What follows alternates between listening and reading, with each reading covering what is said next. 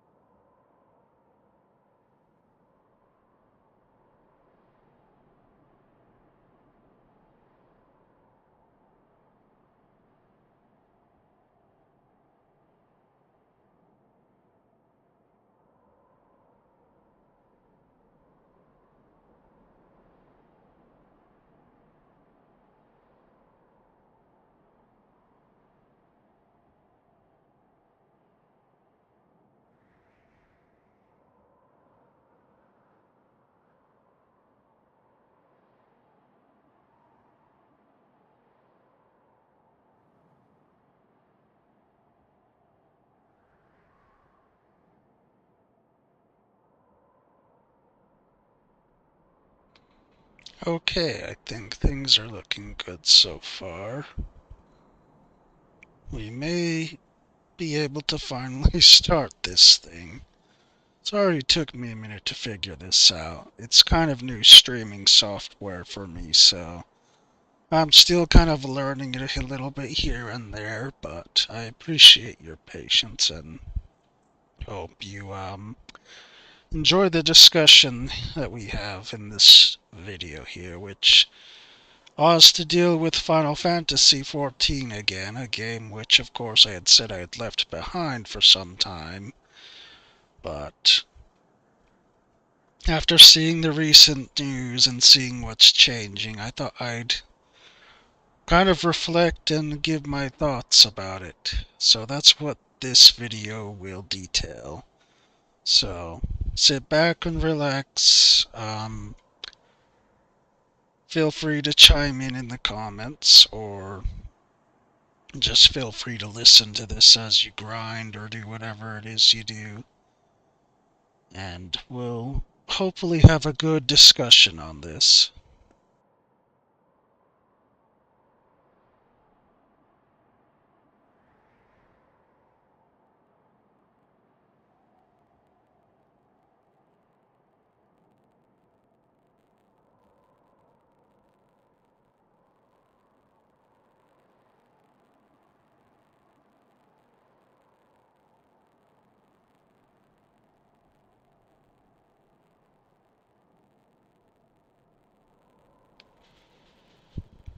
Okay,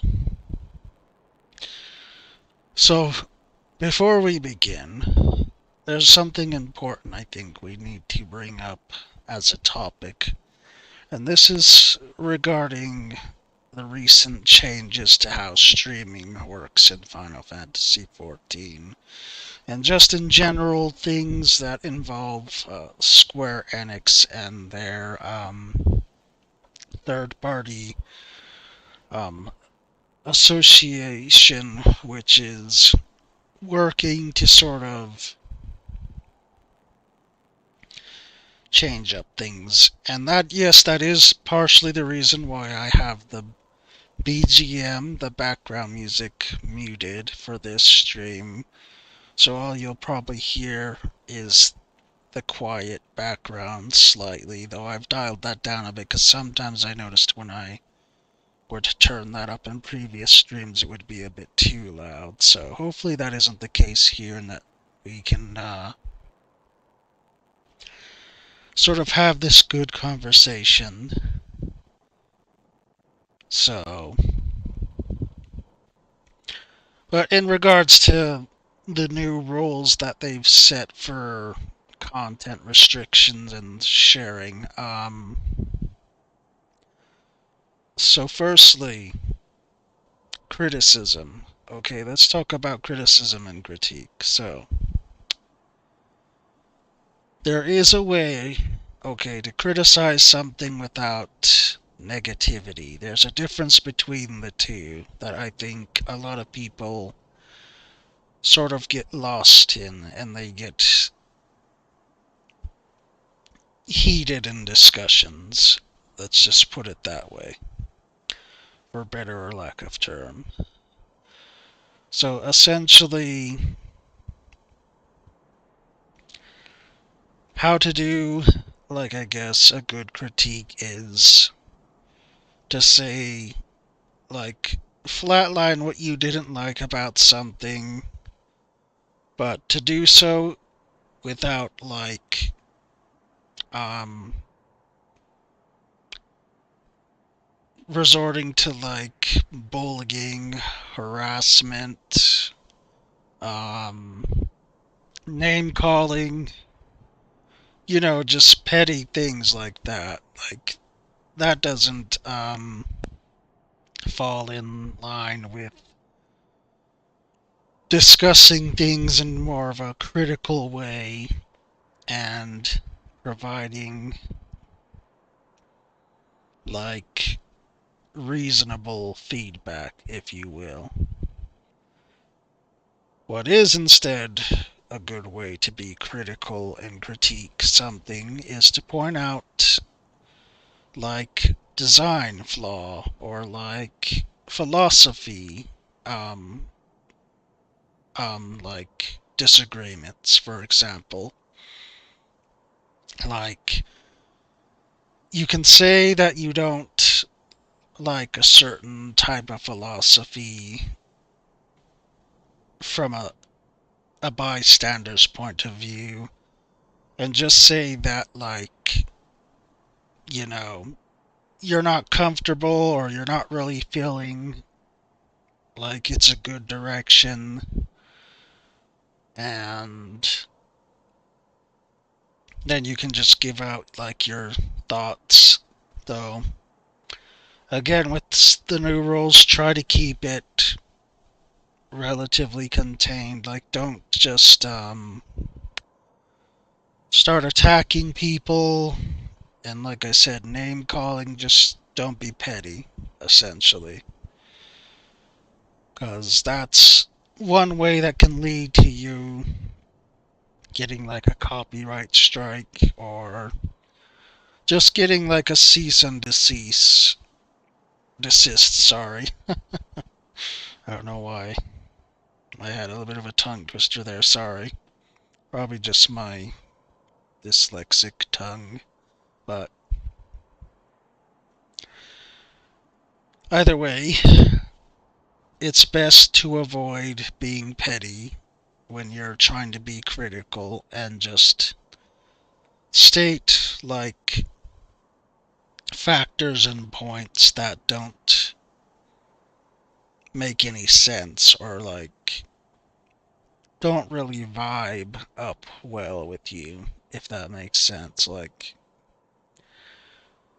you can still say you dislike something. You can use words such as dislike or strongly um, disagree, or, you know, things along the lines of, like, I just don't care for it, I don't really want that, or just phrases that aren't overtly negative, or if you're providing any sort of, like, critique or criticism towards a type of medium tied to, like, gaming, art, music, whatever. It's, I guess, more professional that way, and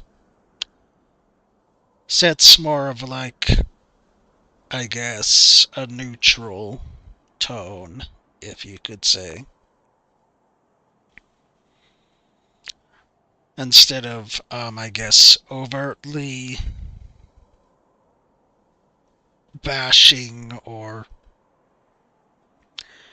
mocking, which is the things that will get you in trouble um, when you cover content for Final Fantasy XIV in these coming days. So I just thought to clear that out and do a little bit of explaining before we get into this topic, because some people really struggle with what constitutes fight versus like being, I guess, more sound and more intelligent in the way you come across using your arguments. So that way, people can still get your point without you having to deal with like all the other rule breaking stuff and whatnot. So, I guess to put this in simpler terms so that it makes it easier, just don't be mean. Don't be rude. Don't be brash. Just be critical. Be concise. Make it firm where you stand on your beliefs.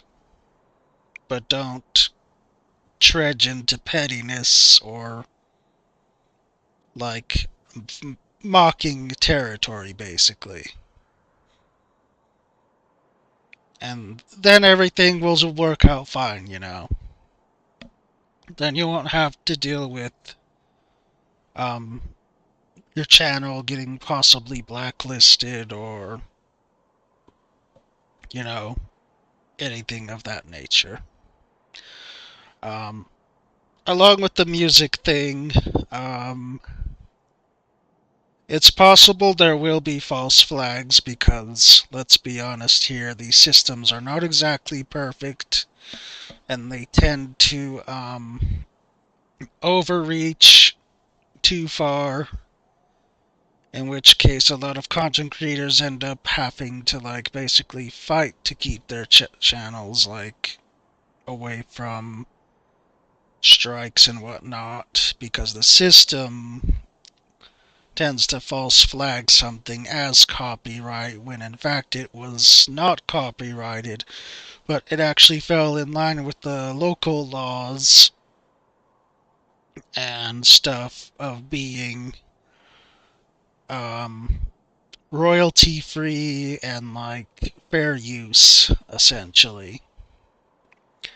And if you're not entirely sure of like the legal jargon of all how that all works, then I'd encourage you to look it up for yourself and just kind of look and see, okay,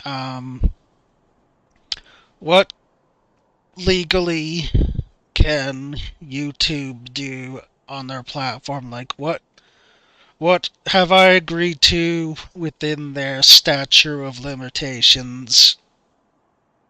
And like basically what is allowed for fair use and what can I not use, essentially. Because if you understand how that works when it comes to the related media, like I said, whether that's art, music, gaming, whatever have you, then you should be fine for the most part. And if there is any disputes, make sure that you provide the correct articles and stuff regarding the laws of your country and how their fair use works, and make sure you quote that in any of your disputes, because that will help you in the long run. Make it so that your content isn't struck down or isn't like banned from the platform and such. Now, me, like I said, I've muted the music for this stream just to be on the safe side because I'm not entirely sure of if it's allowed here or not as of the recent change. I mean, they're probably going to clarify it, like maybe in a future live letter or just like interview and whatnot. But I mean, we've got like the media tour coming up, for example, for this game. It's possible some streamer might ask the questions, hey, can you please clarify what you mean by the fair use and, BGM background music stuff? And then I'm sure that there will be a dev there who will state, okay, well, so this is what we mean by, what you're allowed to stream and share and what we want you to not do, essentially. So I think there will be clarity coming. We just have to be a little bit more patient and see like how things develop from there. Um anyway, that's where I just wanted to make sure that we're on the same point, that we're not being misguided, we're not misled on anything, and we're not misreading anything. So apologies if that was a bore to listen to or to have to speak on it to start this thing. You're welcome to skip it. Um, I'm pretty sure that that was took up a good maybe 15, 20 minutes to the start, so probably you'll skip somewhere around there if you didn't want to have to listen to that on the YouTube video when it's posted. But as I put in this title here, this is going to be talking about EverCold, which is the up-and-coming expansion for Final Fantasy XIV, which has been getting a lot of talks lately, especially after the first FanFest revealed quite some interesting things. So let's talk a little bit about that. So we have the usual stuff that we're used to, the usual FanFest stuff. Yoshida will come out on stage. He'll introduce the title screen. There's the trailer. We see the themes presented and a little bit of like background on what's going on. And then afterwards, they start teasing like new features and such and what they're planning. And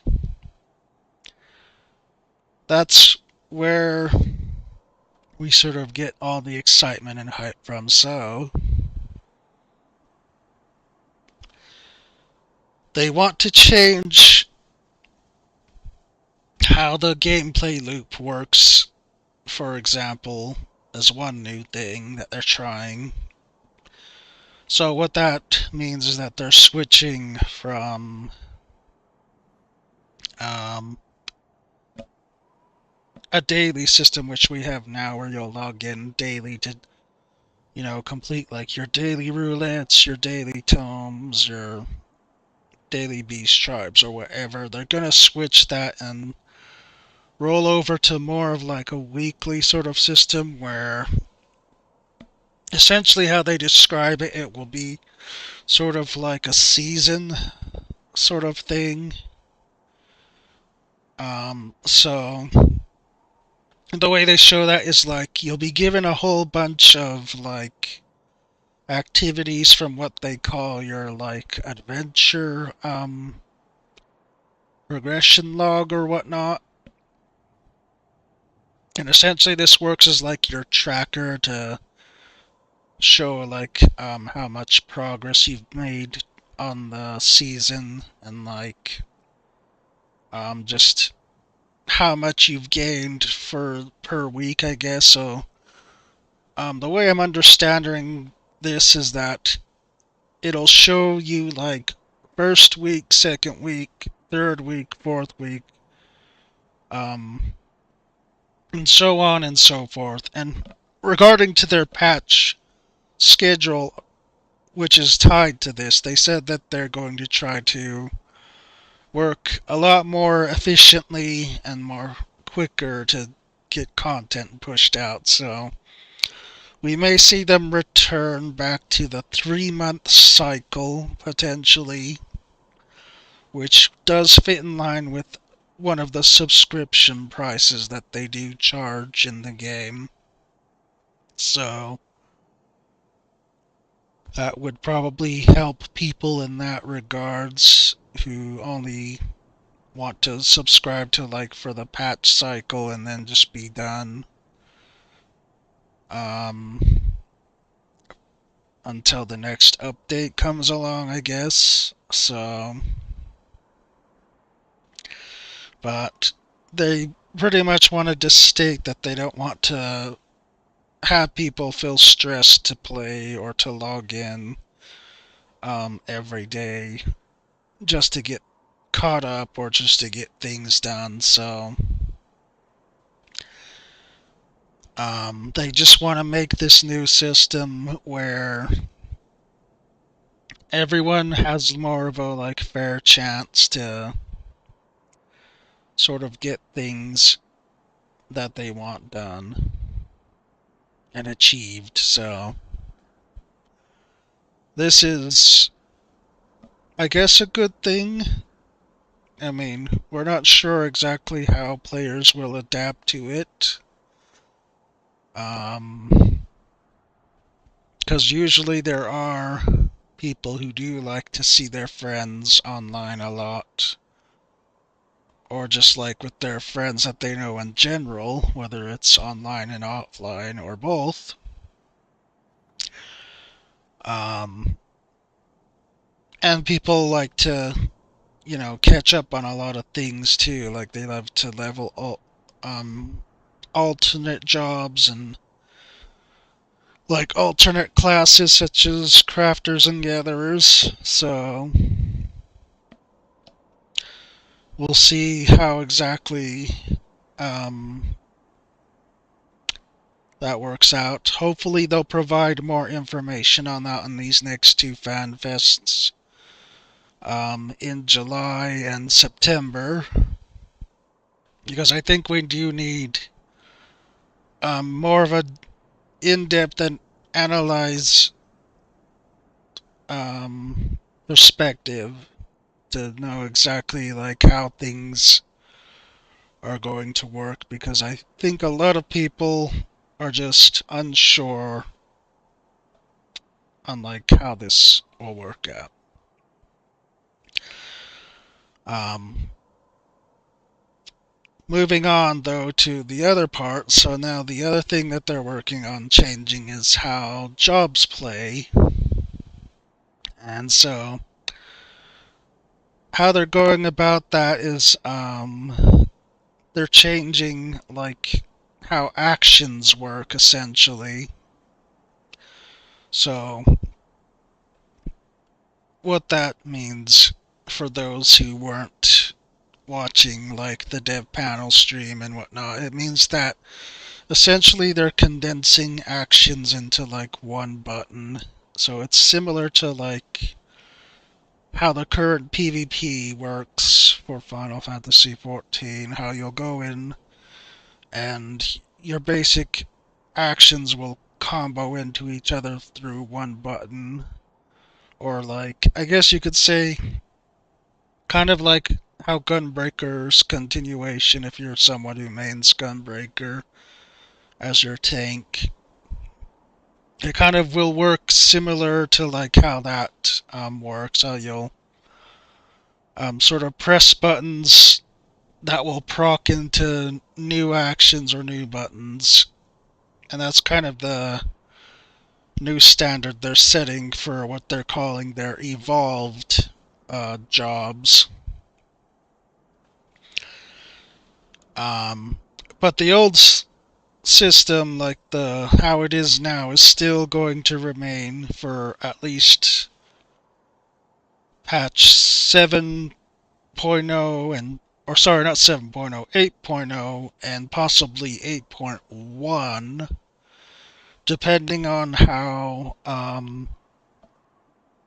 the players receive this change and how they provide feedback, I guess, is what they're going to primarily use as their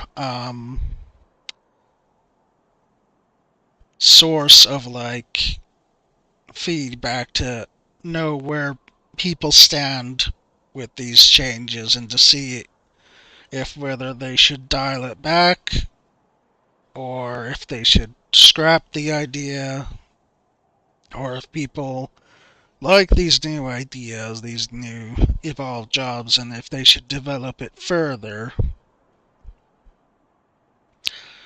Um, from what I can see from my perspective, it does seem like it may be oversimplifying things a bit. Um, like, sure, it's good that like we'll have more space on our bars. Like, that's not a bad thing, but like,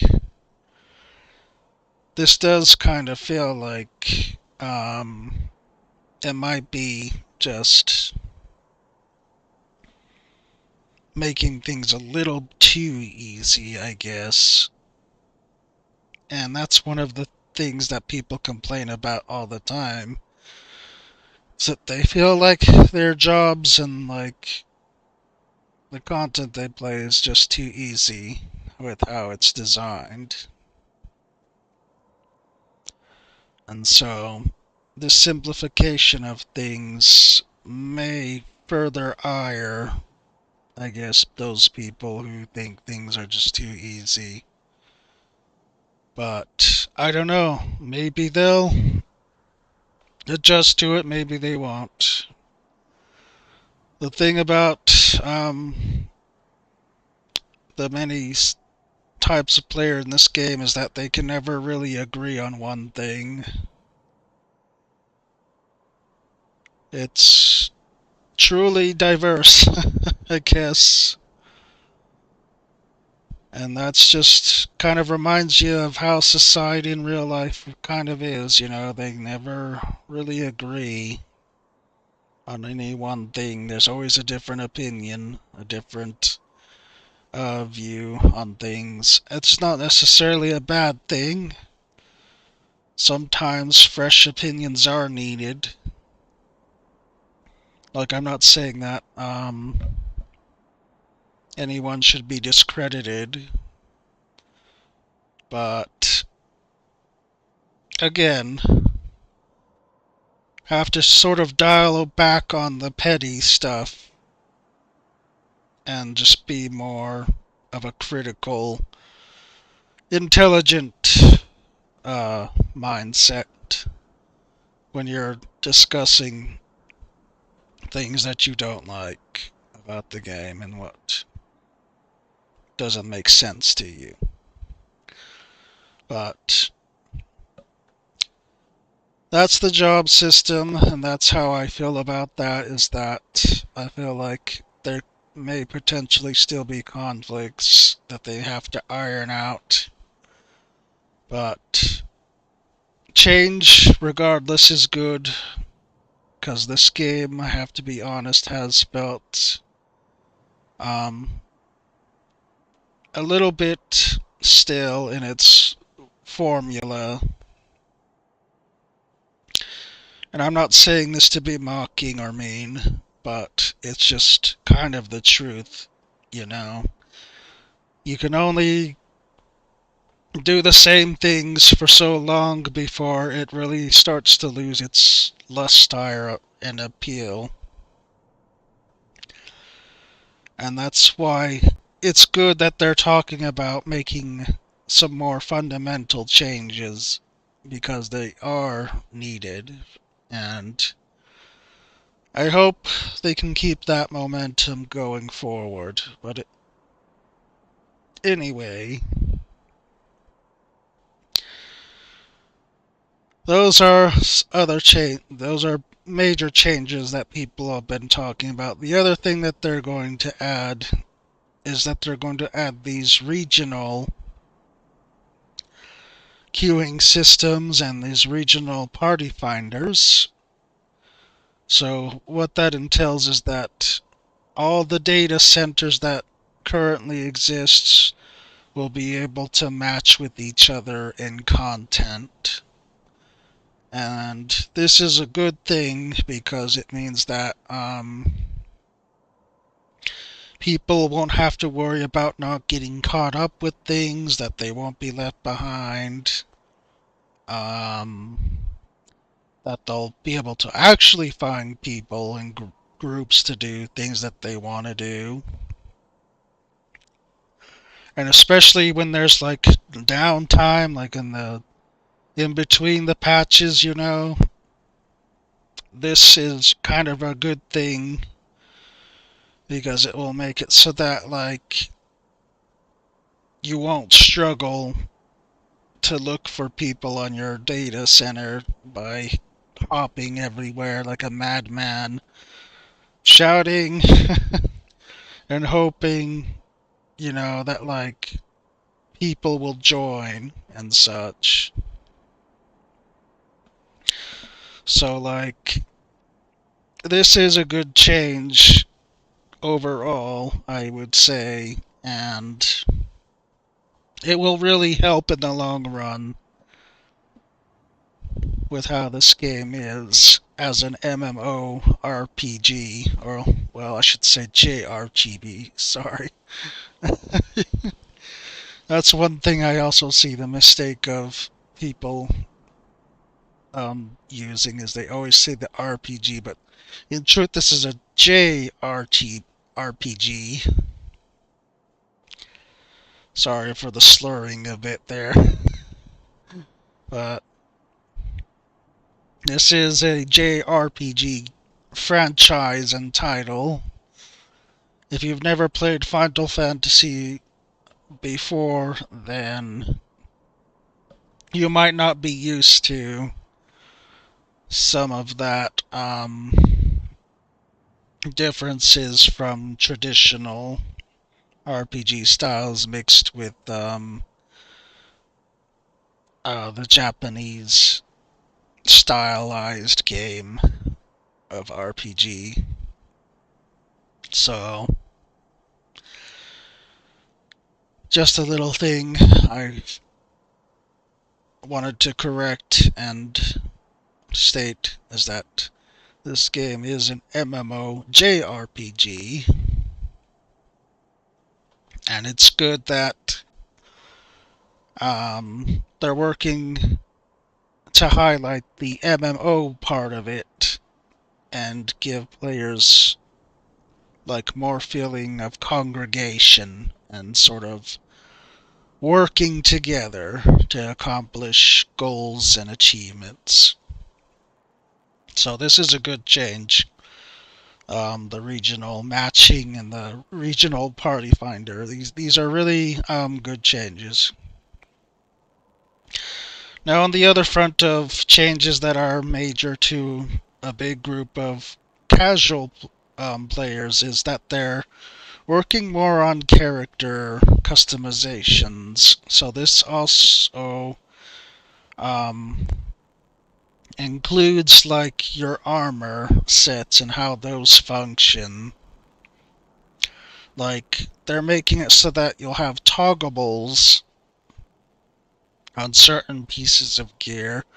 Probably this will only cover up to the newest expansion and the previous one, which is Donjo, because that's just typically how it is. And developers, they do have to live their lives. They're people just like you and me, so we gotta kind of cut them a little bit of slack there. But they are working, so that's a positive thing to see, is that they are working on this, and they probably will get around to as much as they can when they can. Some of these developers even put in the overtime to get the things done, like how they did with the Vieira and Rothgar hats and eyewear, for example. Like,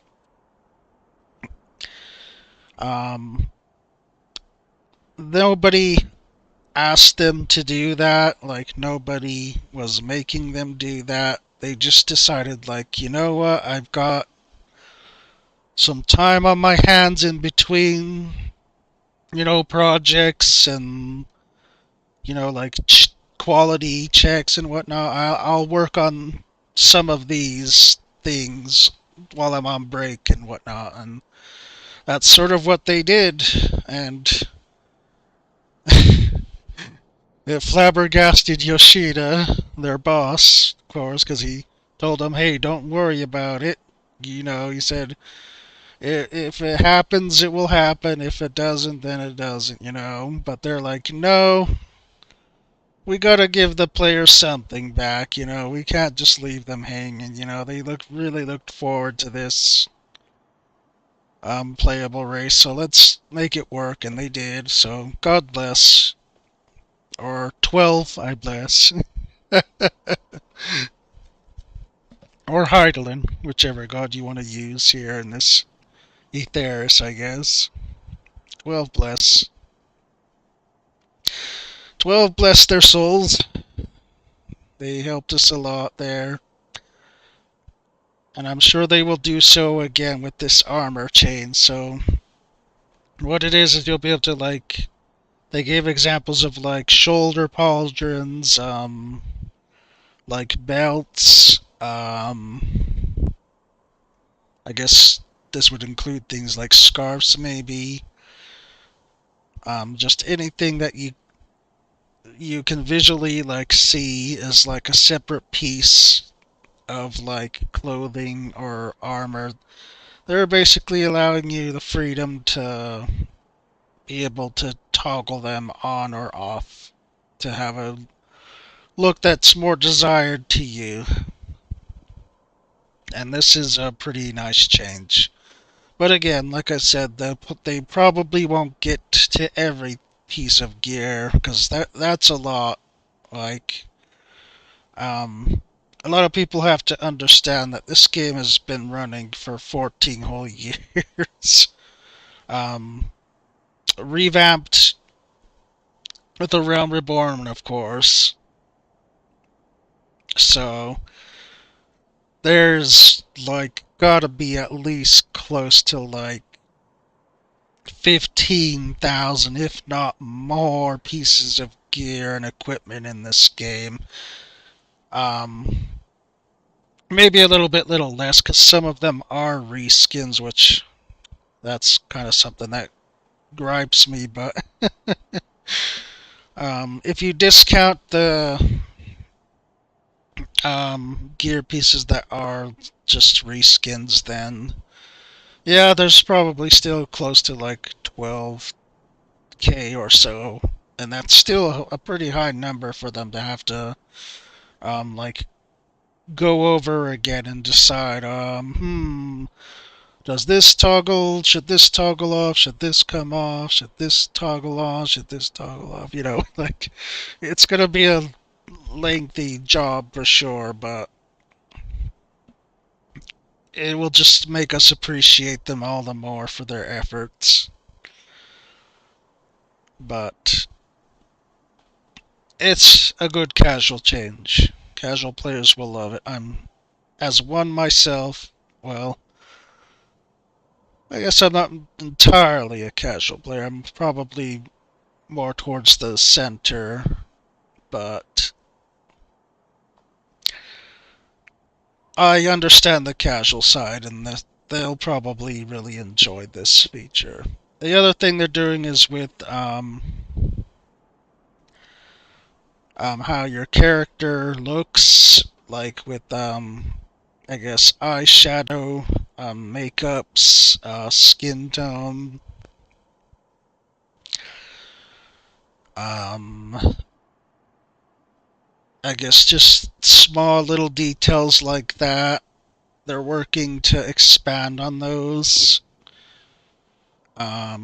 which is good because a lot of people feel like the character creation is kind of like bare bones when you compare it to other um, online service games where you have a plethora of options and choices to choose from, and you can even like go further in depth to change like the size and shape of things like your eyes, ears, mouth,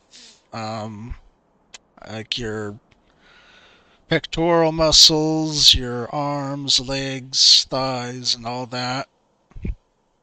And people just really want this game to sort of like, catch up to that, They want them to like be more modernized instead of, stuck in the old like vanilla style of gaming, I guess. So that's what they're working towards with these character changes. Is they're trying to be more caught up on like modern trends, modern games, um, and just sort of make this game feel more like you know approachable and more welcoming, I guess you could say. So that's another good um, change we got coming from FanFest. Now, there's one change I was hoping to hear that we didn't get any word of or mention of, and thinking on it, maybe I can understand why they're saving it, because maybe it is something that's a sore topic and has been divisive. And that's player housing. Like, almost all my friends I have in game or who have played this game and myself are kind of on the same subject, and just even players that I see who have played this game for a little while and have engaged with housing are just kind of not really feeling how this housing system is like. And this falls into line with what I was saying much earlier in the video about philosophy, um, and the developers of 14 kind of have it in this philosophy that they want this like neighborhood feel of housing, but with that unfortunately comes a shortage of supply because their servers can't handle the loadouts of these swapping customizable plots of land that are all jumbled together, um, and plus have multiple like different furnishing placements that have to load all in that one single instance. And so that kind of causes like a lot of stress and problems on their housing servers and can lead to crashes, which they are trying to prevent at all costs. Now, the scarcity problem, initially, I get the idea that they were doing this to sort of curve like bot spammers, like people who bot and cheat and whatever. Like, I get that, but unfortunately, that makes everyone else have to suffer too, and it's just not a great feeling, like, having to, you know, like, spawn camp, like, different houses just to get it, or to, like, throw in a ticket hoping that you'll win, but then you just lose and have to try again, but then lose again. And that's the major problem with this lottery system, by the way, is that there's no pity. There should be, in my opinion. There should be a pity. Like, I feel like if you lose, then, next time around your bid should increase your chance of winning by like a certain percentage, like maybe like 5% or so, like something like that, where like if you lose this plot, okay, well now you got a 5% chance higher that your number will be selected the next round and so forth, and then this just builds up until you hit, I guess, 50% or so. And once you've hit that 50%, then you're guaranteed to like get a plot. But they didn't do that, unfortunately. And plus, again, the server stresses causes it so that they can't just keep adding more wards and stuff. And like, it really is starting to show signs of like how dated and worn down this housing system really is. So, like I said, I was disappointed that it wasn't mentioned anywhere at FanFest, but I hope that they still address it later. And if these changes that they're rolling out really are anything to go by, then I think that they will finally address this housing problem that we're facing and sort of like cull it, or at least nip it in the buds slightly, so that players can finally feel satisfied and confident that their demand is being met when it comes to this particular content. Now, what I specifically would like to see for this housing content, like, don't get me wrong, it's pretty fine as is. It's not the best, but it's fine. But what I specifically would like is for them to provide an optional way of obtaining housing um, through like a more private instance, sort of like how they were trying with the Island Sanctuary, which I've got a video on that too if you want to check that out. So if you're a new viewer, or if you're a returning viewer to my channel, please feel free to um, browse that video if you will. I talk about ways that they can work on improving the system and what they could do with it and what they have done with it, so that it just makes it more fairer for everyone. And that's kind of what it should be, is that like, especially, since this game is a game that you pay for to have access to. It's not like a free to play game where you can just like log in whenever and do whatever you want and then log off. No, it's not like that kind of live service game. You do pay a subscription to have access to housing. So I feel like they need to guarantee that players at least have some shape or form of housing.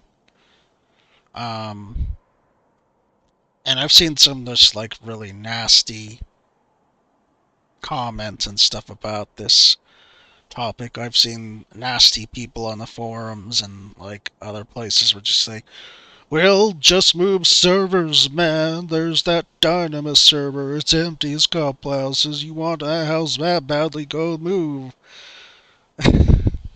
But they just don't get it. It's just not easy for some people. Some people have an emotional attachment to their server, to their friends there and everything, and they don't want to leave that place because it's familiar, you know. And then of course they try to counter that with, oh well, you got world visiting, you can just come visit him. But the problem with the world visiting is that they restrict way too much. And again, this is the bot problem with that.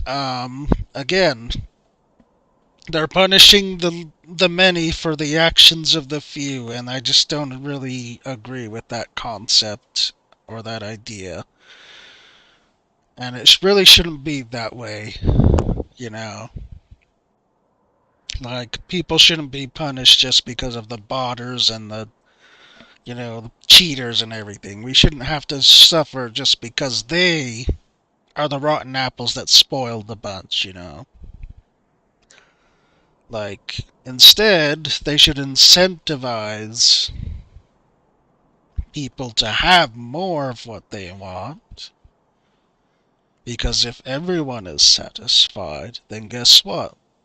The bots and cheaters, they become irrelevant.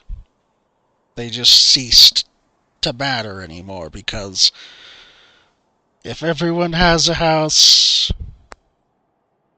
and it's, you know, a house that they can design how they want, they can make it whatever size they want, they can have their land be one large swath or even just one contained little area, then they'll be happy and content. And that's why I think what they should do is make it so that a new housing system is created alongside the existing one. Okay, I'm not saying for them to delete anyone's current housing residency or anything like that. I just want to make that clear because there are really bad actors in this player base who try to misconstrue any sort of opinion or anything. Let me tell you. I've had a few spats back and forth with such people, but I'm not telling them to delete anyone's current existing houses. What I'm saying is they need to introduce another system alongside it that works similarly, but expands upon all the good aspects of the existing housing system. That way, when players go to find a house, a new home, they can finally decide, okay, do I want to exist in my own area that I can invite people over to, my friends and my guild, whatever, or do I want to exist in a area where that's more with strangers and with other people. I feel like this would be a good middle ground for them to make a compromise, if you will. Because then people have the choice instead of being locked in and forced into something that they're not happy with.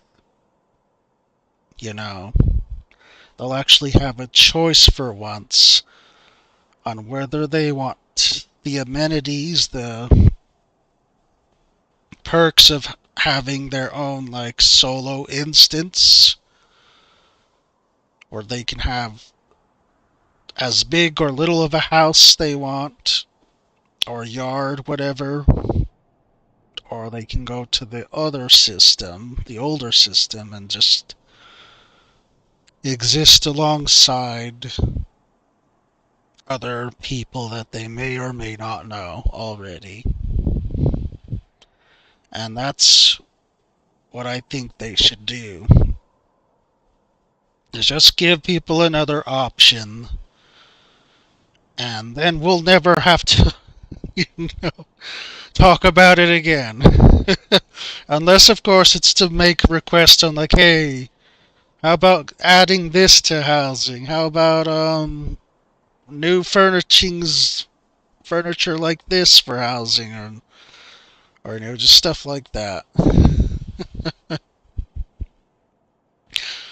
Like, cause honestly, the back and forth fighting of housing just gets so old and tiresome as well. So, that's one of my hopes for future changes is that they eventually sit down and talk about it and decide on making it easier and more available of a feature than it currently is.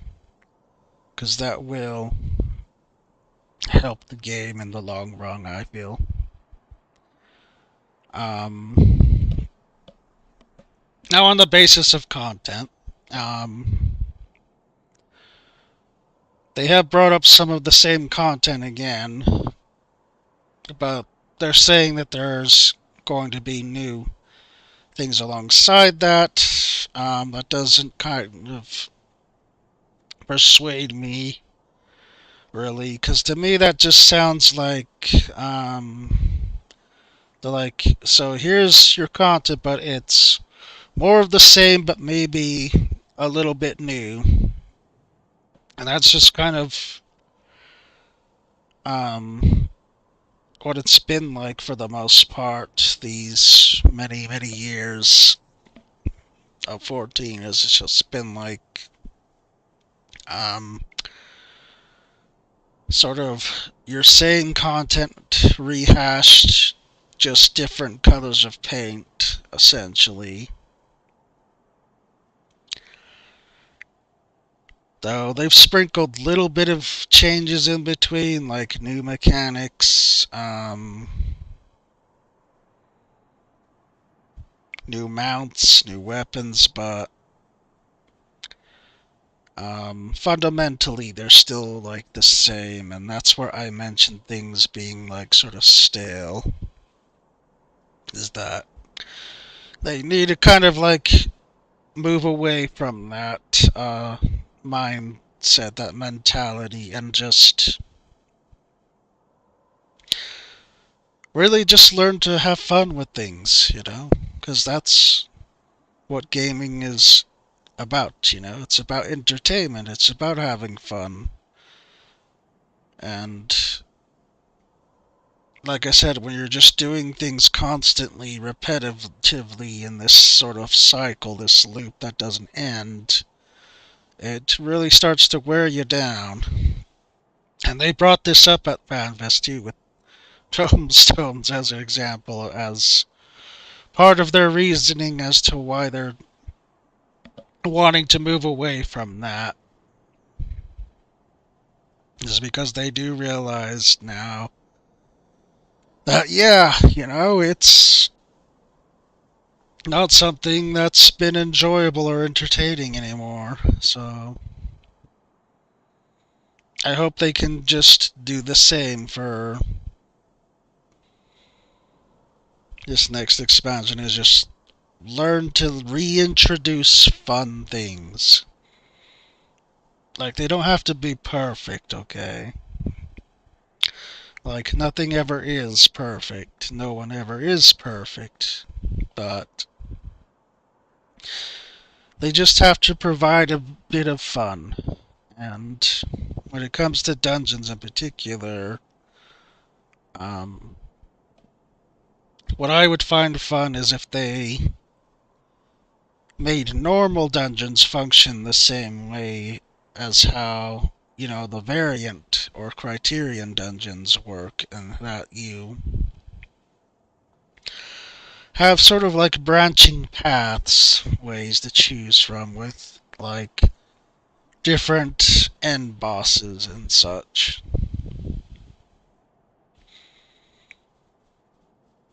Like, I feel like that would really be a good thing to spice things up a bit for when it comes to dungeon content. Um, Trials, I mean, that's probably never gonna be any different. Like they're always gonna be treated as like a spectacle, because that's just kind of how Final Fantasy really is.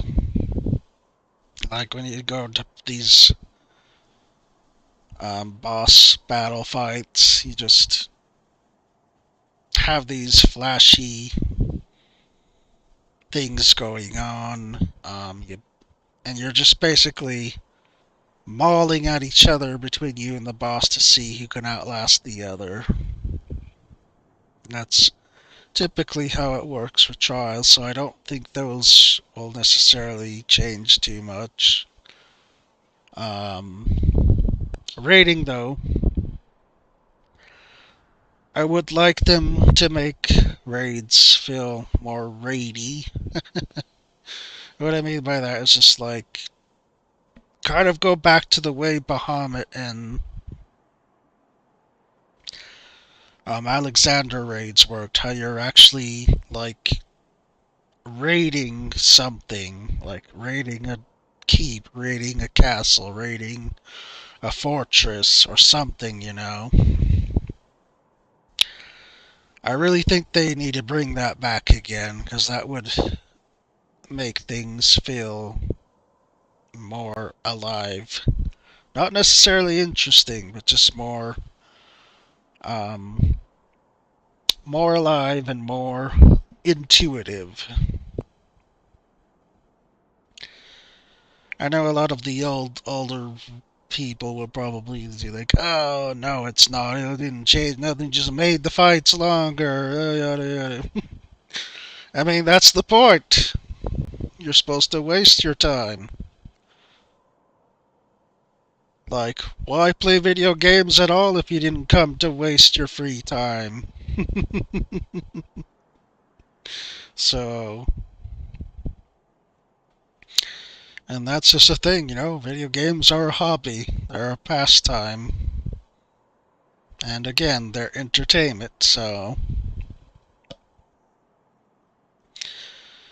if you're not being entertained, if you're not having fun, then what's the point, really? You know? So,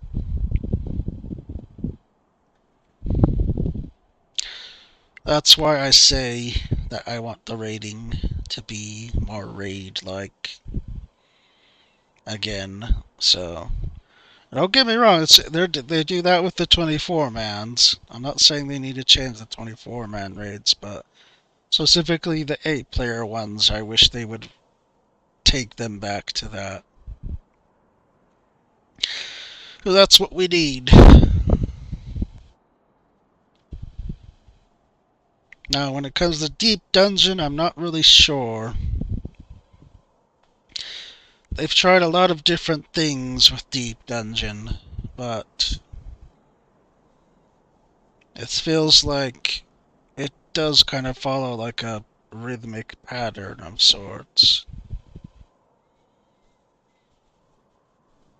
And they tried to change it with Dawn Trail a little bit, like I did do the Pilgrim's Traverse. But all that really did was just like kind of curb the difficulty down a little so that people can, I guess, climb further if they want to without the stress. Which is fine and all, but again, it just follows like the same patterns, so I guess one way they could mix it up is if they add like random mini bosses on some floors. Like, let's say you open a chest, for example. Okay, this goes back to like something like Final Fantasy V, where like sometimes you might find a random chest, but then out pops like a mini boss like Omega or Nuo, which he's a boss of the latest patch that just happened, by the way. But and Shinryu, like I think they should do that for the deep dungeon. That would be something that'd be like funny and just fun in general. Like imagine a party member finds like a gold or like silver chest. They're like, oh, I gotta open this. I gotta open this. And they open it, and then all of a sudden it opens. It says like the lock clicks, but then boom, here comes like a Zonde sized enemy, like mini boss or something. They're like, oh god, like that would be fun. And then the boss will drop like like one of the rare pot shards or something like that. Like I think that would be one way to spice things up for Deep Dungeon. Um, but yeah, that's just like I said. They could make improvements here and there to things they do, and I think they definitely should. But time will tell, as it always does. And one of the things that we've heard, like Yoshi P and Dev say, is that like no resources and stuff, and that's kind of a contention, because some people feel like that's meaning to say that their sub is nothing to them, that their support meant nothing, but that's not the truth, really. Really what it is it's kind of just like on the corporate level how things work. Like businesses, they have these levels that they go through for budgeting and management. So the producer usually has to go through like a budget chair who has to then go to like the CEO, who the CEO has to then go to like the big purse string holder, management, whatever person, and then they have to say the approval for the funds, or they say no, can't do it, and so then it goes to appealing, like where the producer's told, oh, sorry, they said no, but we can appeal it in the next meeting or whatever, and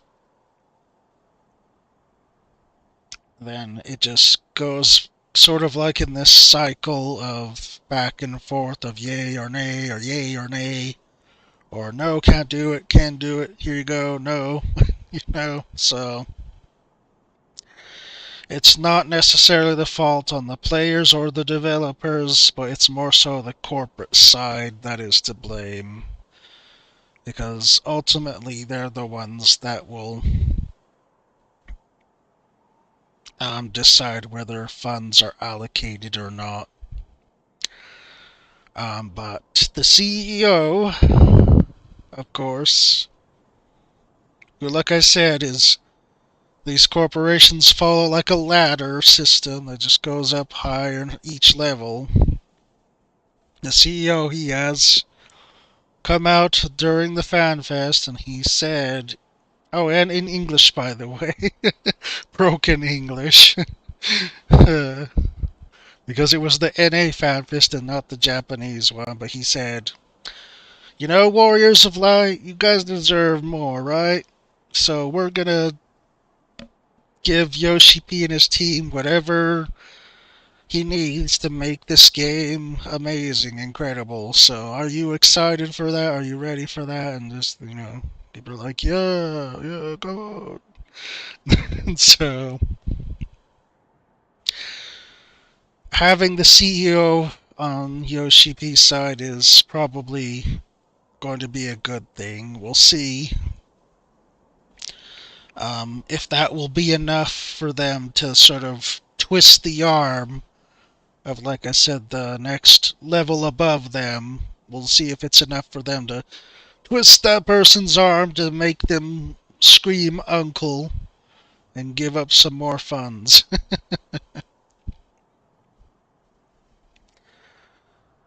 and hopefully things work out that way.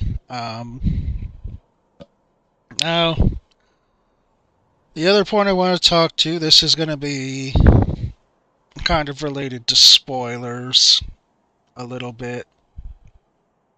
So, if you're not all caught up with patch 7.5 and like EverCold stuff, then you might want to consider leaving the video now at this point, because this will talk about some things that are spoiler heavy related. So if you're a newbie, if you're new to the game, new to the video, my channel and whatnot, then might want to save the last bit of this for another day, a rainy day or something. Then that will be your official spoiler warning. So let's go ahead now, talk about story content in 7.5. So I did catch up to do this 7.5. I figure out like what's going on and where this direction of things are moving. So we are revisiting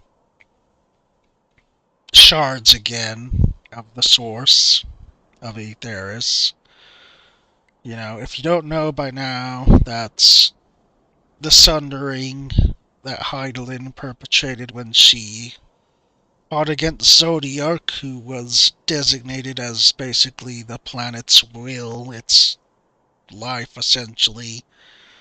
And when they clashed, she kind of broke him, and that basically shattered the star itself, as they call Aetheris a star. But literally, that just means planet. So it was shattered into 14 reflections, they say, or shards. And this sort of spread the ether thin across all these different shards of Aetheris. Zodiark then, in his weakened state, he was sealed up on the moon by Heidelin, because even though he was sundered and weakened, he still posed a bit of a threat. So she had to lock him up in jail, if that's what you want to call it. So she put him in a jail on the moon. And she had her friend, the Watcher, just sort of watch an eye on the sill of his jail. Make sure, no Asians were pulling any funny shenanigans, which of course they were, but I guess for whatever reason he was okay with, Elidibus visiting multiple times, because, well, Elidibus is essentially Zodiark, so I mean, there's not really much he can do about Elidibus, because him and Zodiac were basically one and the same, so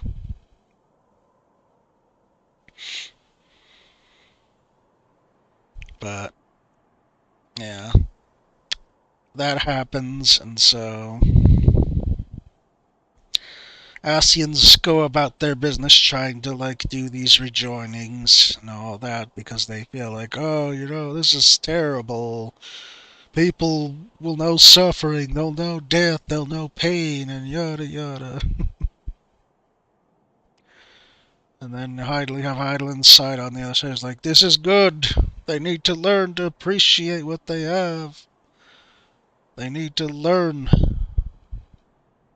And they need to grow. They need to experience life for what it truly is. But the Astron's just like, no, screw you, screw your ways. You know what? We're gonna commit genocides. We're gonna merge back the world so that you can meddle with us. We'll have our perfect world back and all that sort of stuff. And basically, thinking of like boomers just clinging to the past ways, not wanting to change their traditions or anything. That's kind of like what you can think of the Asians. They just don't want to change their ways. But yeah, so we go through this again idea again though. 7.5 that yeah, the rejoinings they're gonna happen. Only this time, I guess the ASEAN who holds the title of Halmarat, she has decided, you know what? I'm just gonna tell you now, Mr. Warrior of Light and friends, that these rejoinings are gonna happen whether you want them to or not because nature demands it. She says nature wants them to rejoin, so tough shit. Either get on board with our plan or suffer. But again, this is kind of just like, the ancients just gaslighting again. Like the Asians, they love to do that a lot, to us. They like to sit there and say, "Oh, you're playing hero, but you're not helping anyone. You're making things worse off because you don't want to rejoin them and make them whole people again. They're just gonna continue to suffer and wallow in despair because you can't let go of your hero complex, your main character syndrome." uh, but we know it's all a lie. We know that there's other ways to do things. In fact, I wouldn't say sorry, but the main protagonist, past self, his ancient self, kind of have already figured everything out. It seems like he gave his friend Hades, Emmett Silk, his magic on purpose because he's like, oh, ha, ha, ha, ha, I know what you're gonna do with that. Just kind of giving him a wink and a nod, like he knows what his friend's up to, so he just gives it to him, and then he revisits that island, I guess, that has his favorite wine drink, and he's just like, yeah, so, I'm gonna leave this key here, Mr. Speaker, or Mrs. Speaker, whoever it was. I need you to just like keep this safe. You're gonna need it like a few decades later when like icy stuff starts to happen. And I'm sure they shake their heads and be like, "What? What are you talking about? What do you mean icy stuff?" And he's like, "Don't worry about it. Don't worry about it. You'll know." He just, he's just like, just take care of that piece of stone there, okay? Don't lose it. So they keep that, and later their ancestors, sure enough, they need it with I think it's the fifth. It was astral, or maybe it was umbral, but it's one of the calamities happens, which is just creates like a ice age essentially on Etheris. A race of Lalafels call themselves the Milal are like, oh heck no, not our sunshine, not our beaches. So they use the speaker, the key that their speaker was given. It's just like, oh, we're gonna pray to this thing for help. We're just gonna use it, and then you just get like pulled into like some vortex or like spire or portal or something by this key that ancient main protagonist gave them. And then they find themselves on like I guess the ninth shard, which is kind of like embroiled in like wars and stuff at the moment. So they're like, oh, well, shoot, this was not intended. How does this thing even work? But yeah, so that happened, and then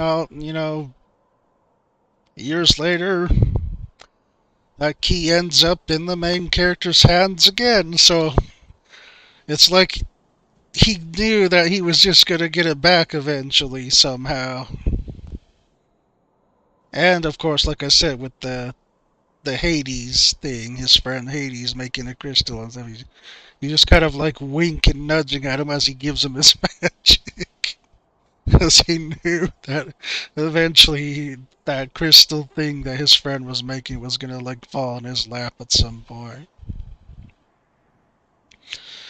So like that's what I mean. It's just like these Asians are just gaslighting us. They're trying to make us feel like we're the problem, but in actuality, we're not the problem. We're the solution. We're gonna find another way to the solstice that this Halmer's claiming is gonna force all the shards to like merge back to the source and kill everyone, leaving everyone dead. Because we had to stop the Asians' plans. Their wonderful bring Zodiac back to life plans. Oh, all. Um, so yeah, I mean, we've already played this out before, and that's kind of where I have a little bit of disappointment in is that like this first patch of 7.5 didn't really reveal like anything new to us. Um, I mean, sure, they brought the Void Scent back up again for like the upteenth time. We've already knew that they were unstable and stuff from the previous expansion Endwalker, and even before that. Um, so, I mean, there's really nothing new that was discussed or revealed here. And I assume that's just because of the way that FanFest is, that they chose to do it this way, but I mean, it kind of doesn't really hype me up, It doesn't really get me too excited for EverCold, really. Because this is not new information. We knew about the calamities, we knew the Asian's plans, we knew about the shards and that they're imbalanced, they need to be rebalanced. We didn't know about this new solstice thing. It might be true, but it might not be. Like I said, Almerit's just kind of gaslighting us. And the reason she's doing it is because she thinks that she'll win us over. See, that's her whole idea here um, of gaslighting us. She's trying to manipulate us. She's trying to make us um, think that we're the cause of the situation that the shards now find themselves in. Like she's trying to like point the blame to us basically. And again, this is what La Habrea did before her. This is what Iggy Yorm did. This is Nabrialis. Okay, well maybe not Nabrialis so much, but what La Habrea did, what Iggy Yorm did, what Elidibus did, and what Emmett Silk did. So like, it's nothing new. You know, they just keep gaslighting us and lying to our face, thinking that we're just gonna like take it and lying down and just accept that the rejoinings have to happen. But like I said, the main protagonist is Ancient Self. He's really like trolling them at this point. He's calling their bluff with all the stuff that he prepared for and seems to have done. Like he seems to deliberately be messing up all their plans on purpose because he knows that they're basically lying to themselves and stuff. That they're lying to him, I guess.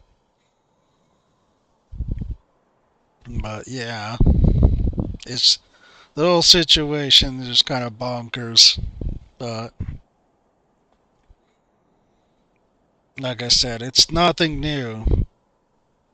And I hope that really part two, which is going to come, they said in, I think, August. So that's just shortly before, or was it October? I can't recall. It was either August or October, because I know the next FanFest is in September. So maybe it was October, because then it would be after that. But that is kind of a long wait. So maybe I don't know. I feel more like August sounds more right because we'll be getting more content in July, and which means like we'll be waiting for like a really quite a while if we have to wait like 2 months before we get that last bit of story. So I don't know. I feel like maybe well, I don't know. I don't know. Maybe it was September actually. Maybe it was September that was the when they said they would do the next story patch. But either way, I hope that part two shows us like something to deal with this new shard because that's what I feel like was missing with this patch here. It didn't really land the mark. So I hope part two definitely does raise the stakes, raise the need for us to go to the fourth, or shows us maybe something that's happening that would necessitate like us needing to interact with the fourth and such. Like just give us like some exposition, I'd say is what we need. But one thing that I groan about is the science. Oh man. They're still with us even after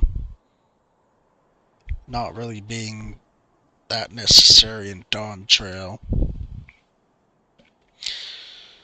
They're still with us and they're, I guess, reformed again, and I just don't really understand why they even disbanded to begin with, really. Like, if they were just going to bring them back together, it just kind of invalidates the reason why they separated in the first place, but they have, like, this coming back to reunion thing, and they're just like, hey, guys, hey, it's been a while, like, hey, this feels like reminiscent, let's go beat some ass. And I'm just shaking my head. I'm like, why? Why? Why, writers? Why do you do this? But again, I know not everyone shares my opinion, and that's okay. Some like the science staying around and being reunited, but I'm unfortunately not one of them. I would have preferred if they just kind of like sat things out to the sidelines for at least one expansion. That would be great. Because I really want to see us with some new allies, some new companions. Just like with Stormblood, for example. I know a lot of people have sort of like mixed feelings about that too. But you gotta at least hand it to him that at least with Stormblood we had new allies such as Conrad, Mr. Melfred of the Resistance people. Then we got Yugiri back, which was nice because we hadn't had her since A Realm Reborn, and slightly a little bit in Heaven's Word, so it was nice being able to travel with Yugiri. And of course, a new ally here named Gosetsu, and as well as Hien, who's the heir apparent of Doma. It was nice. It was nice and it felt fresh having, these new characters be with us and travel with us and do stuff. And it's just proof of concept, that they can make things work, without the Scions needing to necessarily be involved. Like in Stormblood, they took out Y'shtola. She got injured, so she had to sit in the Scions recover. Thancred, he has his ether problem, plus he was working, keep an eye on Garlemald and all that, so he stayed off. Stinian, not necessarily a Scion member, but it was good having him as a new ally in Heaven's Word, and Izel as well.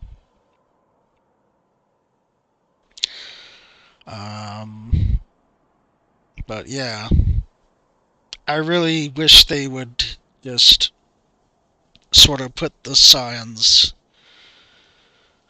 on a rest for a while. It would be nice. Because, like I said, it was refreshing not having to deal with all of them all the time, Like, just let us be away from them for some time. Like, that's what I liked about Heaven's Ward and Stormblood, is that they just weren't in our face all the time. We were actually able to just be ourselves. Just do what we need to do.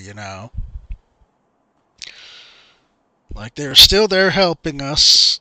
Like, especially the twins, I don't think that we're ever going to be able to be separated from the twins if I'm...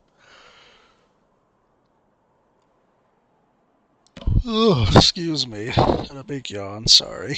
But I don't think we'll ever be necessarily separated from the twins, for example, but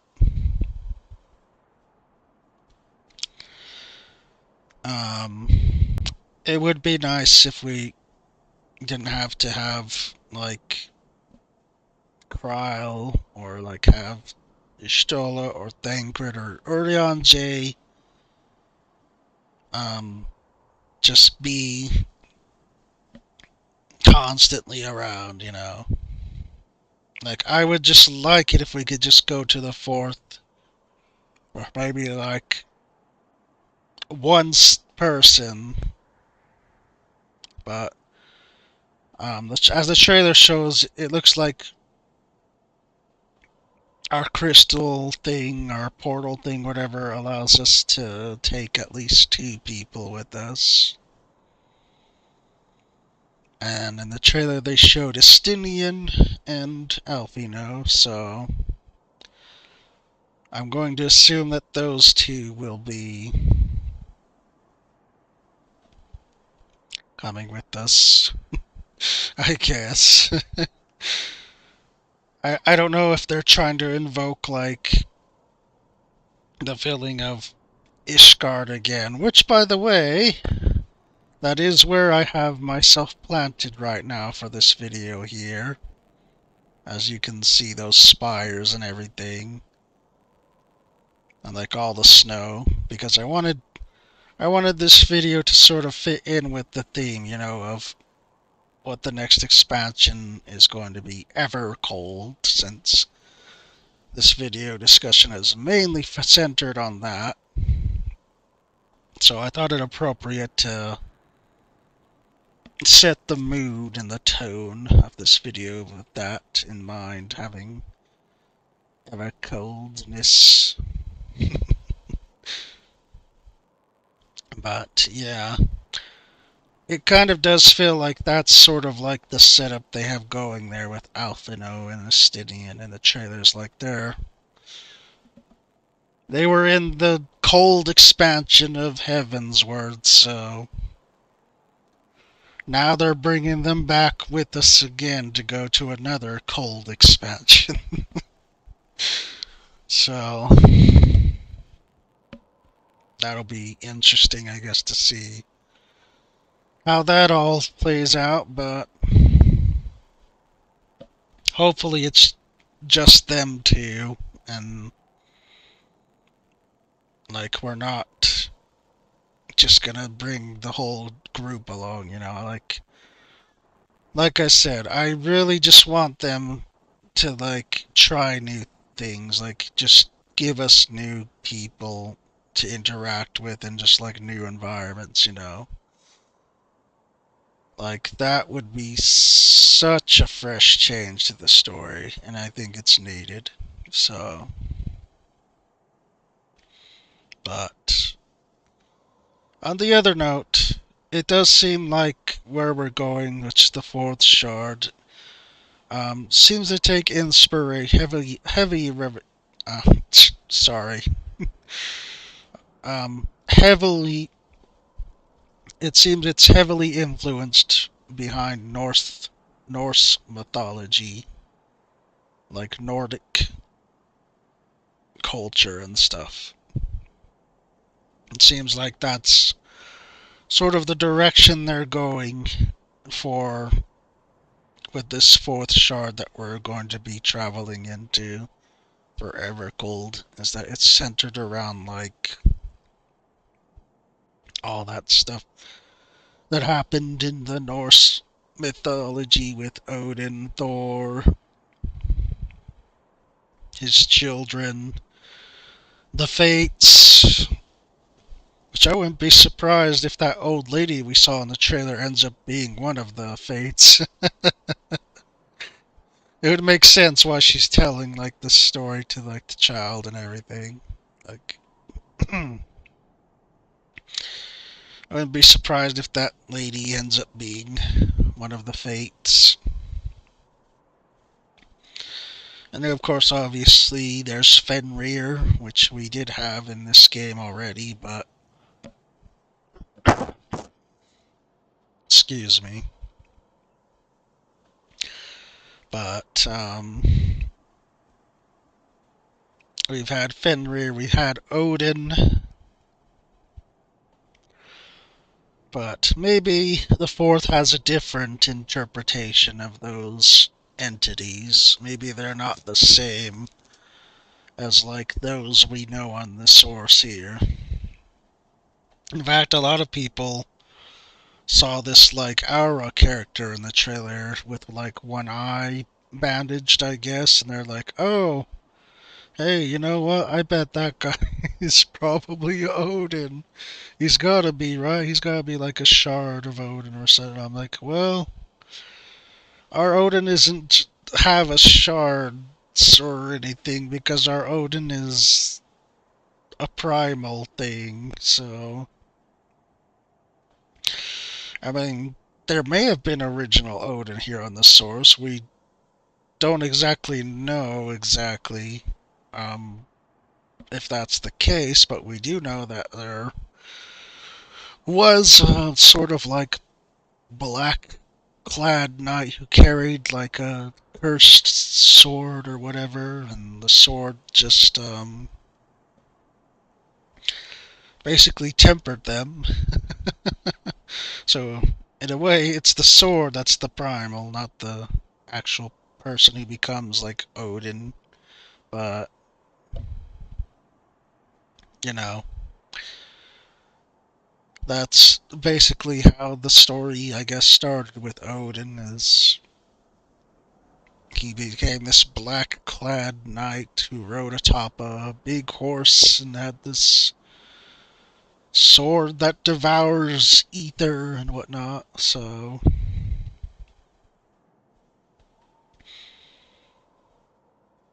who knows really how things will change with Odin and Fenrir and stuff on the fourth. It could be different, or maybe there could be similarities. Maybe our character will have like flashbacks or something and be like, "Oh yeah, I remember fighting a Fenrir and an Odin." So,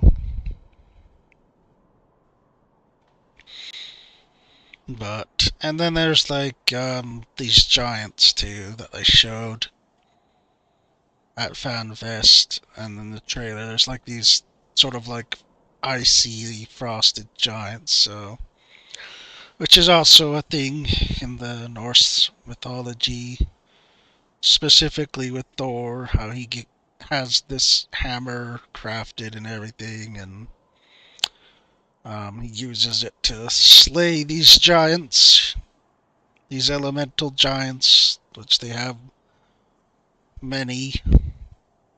There's ice giant, the fire giant, and all that. But eventually, those giants are, I guess, released later on because, Loki, Mr. Trickster, Prankster God, basically turns on Odin and everyone and just undoes their shackles and everything and creates the Ragnarok. And I mean, we could see that, I guess, in the story of EverCold. Like, maybe there's gonna be a moment where there's a Loki who betrays this Odin figure that we meet. Maybe the guy with the one eye in the trailer. Maybe he'll be betrayed by this Loki stand in who will, like, lead the giants or something to his keep or something, or, like, make it so that they make it to the, like, floating islands or whatever that we're going to be seeing. I wouldn't doubt it if that's the case. And it might even be the case that this Loki figure is in fact one of the Winterers that we're told of exists on various shards. Maybe this Loki figure we meet will be the one who created these giants to sort of like um, throw like their world into an eternal ice so that they can like preserve everything in stillness, I guess you could say. Because there's been like funny scientific theory tropes that if you were to like freeze something or like an animal or person, that they would like be perfectly preserved, and then upon like unthawing or unfreezing, like somehow they would come back to life or something. But that's not the case though.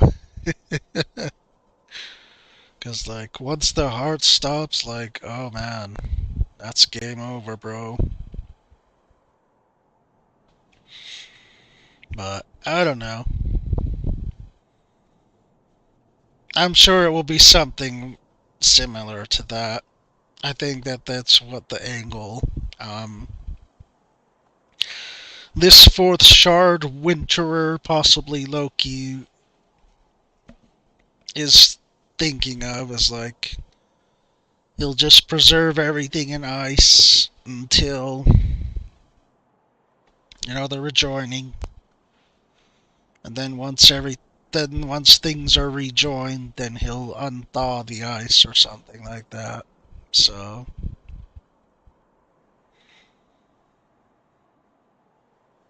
it'll be interesting to see what they do, I guess, on that front. But like I said, part one of the 7.5, I was not very impressed with. It didn't really speak to me on a personal level. Some people like it though, and that's okay.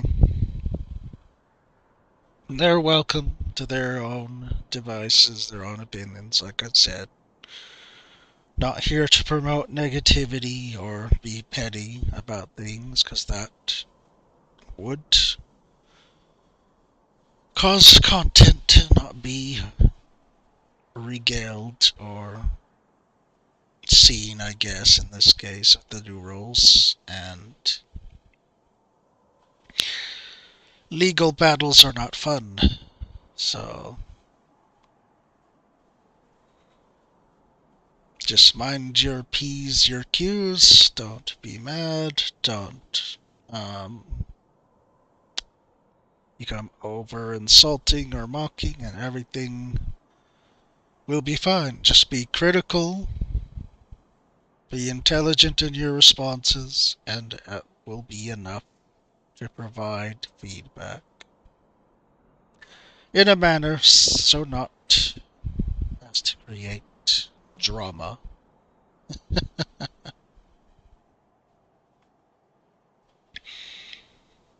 But anyway,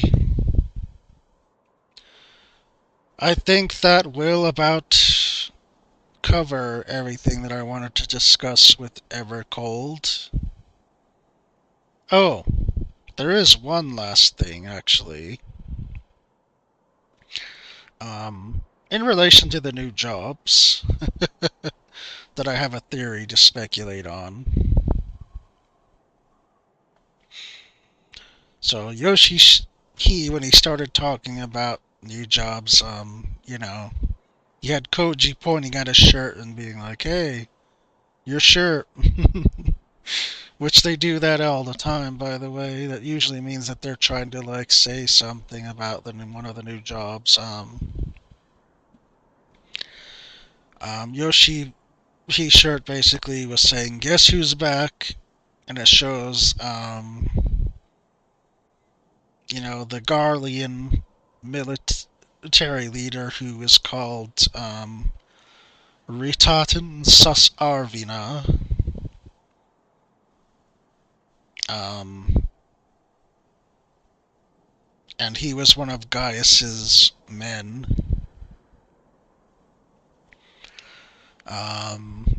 And basically his weapon is a double, like, layered shield thing.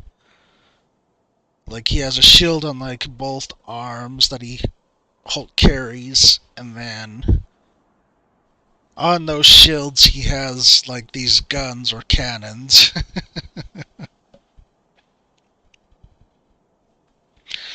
So people are, like, speculating, oh, is that the new tank?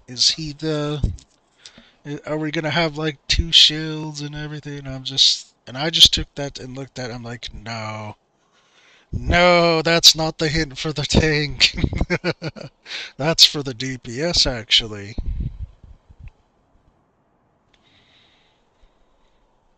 And what that's basically saying is that the DPS is gonna have two weapons, like similar to how Dancer carries two weapons, like two rings things, or chakrams, I guess they're called. So that will be interesting. And it could be also that the fact that they're pointing at this Ritaten guy is that they're saying it's gonna be inspired by like Garleans by Magitek. Because in the Q&A, like Yoshida was mentioning like how they decide new jobs, that they have like a contest and like between like designers and stuff like that, and they discuss and elaborate like how like these new jobs would function, how they would operate within the game, and how they could implement it. And so, what this? Oh yeah, and they were mentioning that usually these jobs that they pick follow a theme, and they brought up Pictomancer as an example. So that's what I think they were suggesting with the shirt, is that the theme of the new job, the new ranged physical, is going to be heavily themed from like Garly and stuff, so like Magitek. So I think we could possibly see like maybe a suit of armor, maybe. Like maybe it will be some like sort of armorized fighter who shoots lasers and like rockets or something, maybe. Or like I mentioned how the figure Ritaten has like these dual shields. Maybe the range will have like two like Magitek blasters or something like that. He'll be like sort of like a gunslinger, just firing off multiple rounds or bullets or something like that. Like they could do something like that.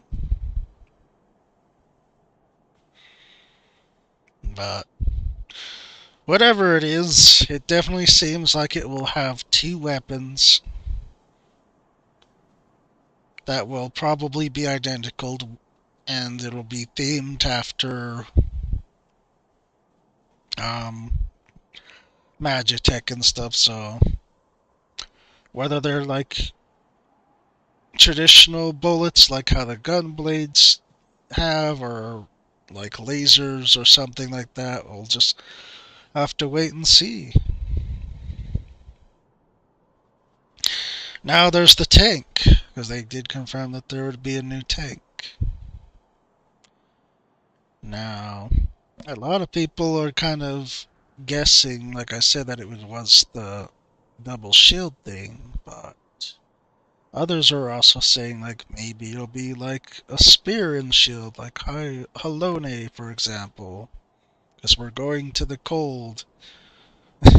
So, and plus, Halona kind of looks like a Viking, sort of, with her design. So they're thinking, oh,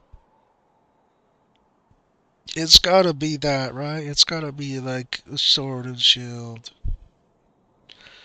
But then again, I bring us back to the Q&A thing, and Yoshida, he actually mentioned, he's like,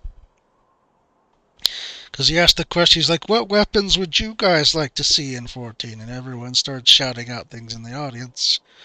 They shouted hammer, crossbow, whip, flail, and then like gun and sword sort of combo. So like basically Corsair, you could say, or pirate. And Yoshida actually kind of nodded, be like, "Oh, hey, you know what? You guys actually guessed what one of the weapons is for the new job." He said, but he's not going to tell them which one. But I think I have a little thing to show you guys.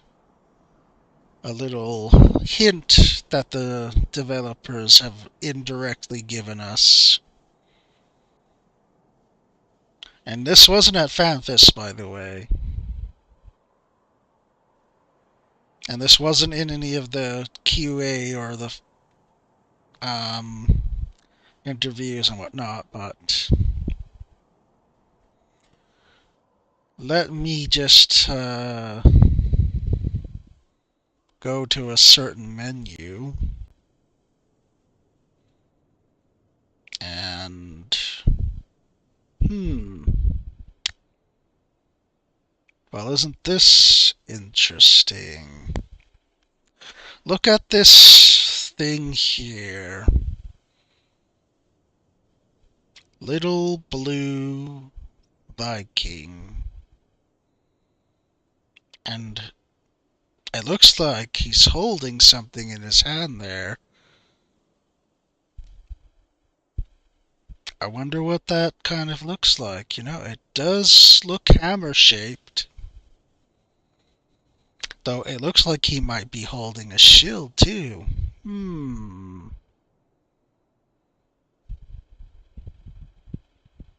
Hmm. So, to those who guessed Viking, you know, you might be onto something, because, look at this. Isn't this interesting that they would bring this up right before, you know, the next fan fest in PvP of all things? Isn't that interesting?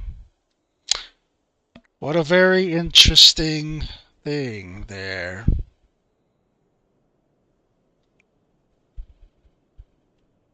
But there you have it.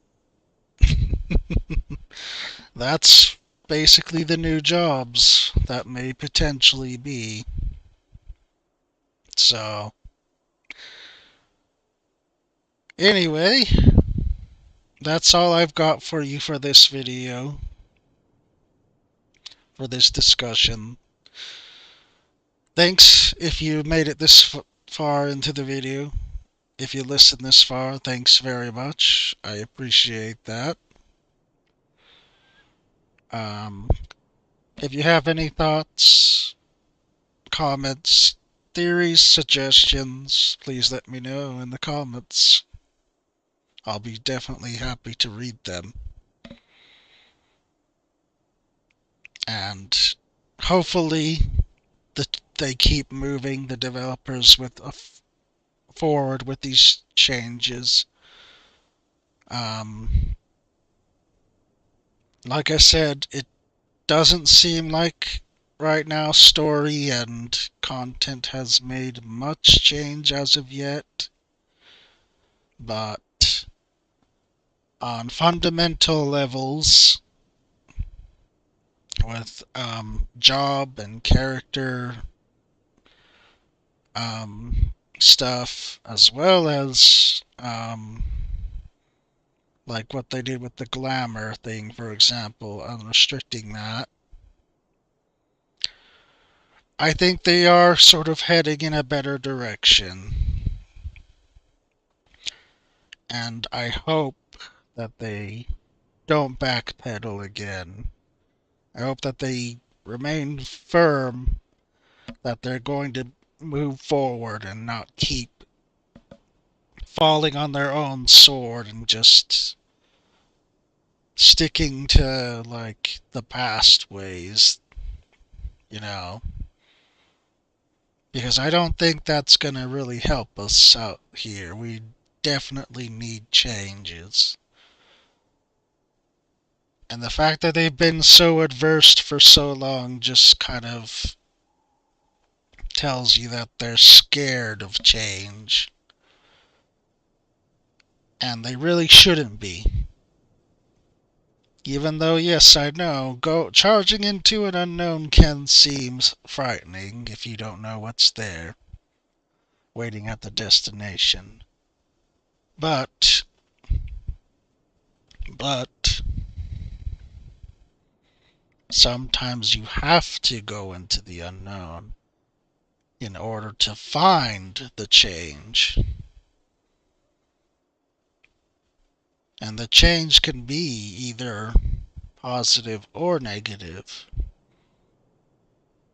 but you can learn from the negative and the positive at the same time. So let's say things do go negative again. Well, that means that they've learned a valuable lesson on what not to do. That means that now they understand where they went wrong and what they can improve on. And that can promote growth and experience. But if they did things right and everything works out as planned and goes well, then that means that they know what they can work on further to improve. It knows that they will have sort of a starting point to which they can work on and build up further. So that's kind of like where I want to leave things off in this video, is that change is not necessarily going to be bad or good necessarily, but that it can still lead to better things. Just because something becomes labeled as not good or retroactively just not great even, doesn't mean that you give up and backpedal. What it just means is that you've learned what not to do, what to avoid for future reference. And that can be a learning experience that can improve things. That means that the next time you can get better at what you did good. And you can avoid the mistake again.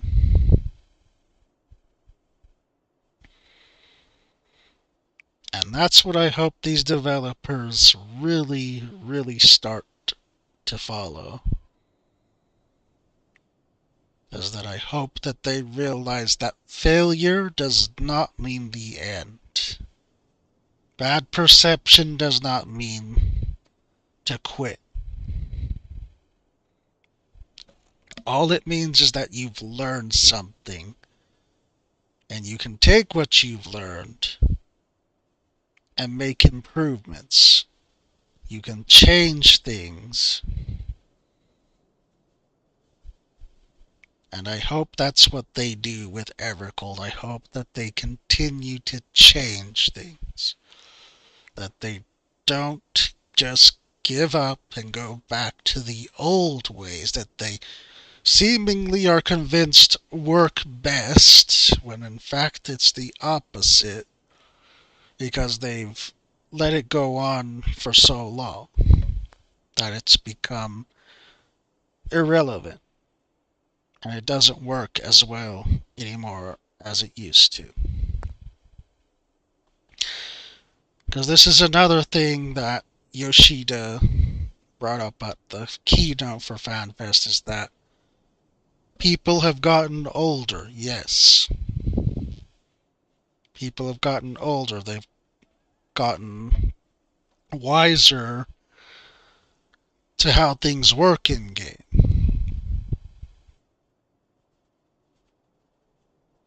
And he notes that the developers themselves have also gotten older. And so that's why he's trying to push for this message of change, and I really hope that he means it this time. And truthfully, I do. I hope that this just isn't his usual PR talk that we've gotten accustomed to. And I hope that later on the line we don't hear him basically making apologies again or saying that they ran out of resources again. I hope that that's not something that he has to repeat again. I really hope that he just stays on this path of change. And even again, if the things don't work out, that he just takes this as a lesson and just keeps making further improvements.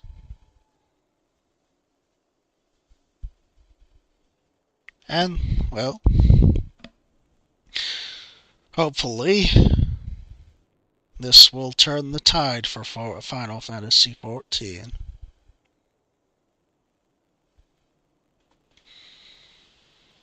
It may not change everyone's minds, it may not bring everyone back, and that's okay. But as long as things are, in fact, changing, then I think everything will work out. Anyway, those have been all my thoughts on EverCold, for as much as we know for right now. Again, thank you for watching or listening. I hope that things do work out and that this game finally starts to feel alive again. It feels fresh. Because it definitely needs it. And Final Fantasy is, as I've said in other videos before, it's been something that I've been passionate about since childhood. Like, something I grew up with, so I really am, like, hoping for the best. And I don't want to see this game go downhill any more than it has, so take care, all. I hope y'all have a good day. Hopefully, the next FanFest goes well. I hope that we get even more exciting information, and I hope, like I said, I hope that Part 2 7.5 really does stoke the fire in me again and makes me come back to making content again for this game. Because I would love that. I'd love to be able to talk about Final Fantasy XIV again with you all and be able to experience the fun stuff that goes on. And I think it's past time for improvements to start rolling out, and we deserve that as much as players, as consumers, and as fans of the franchise of Final Fantasy. Take care, all, and I'll see you in future videos.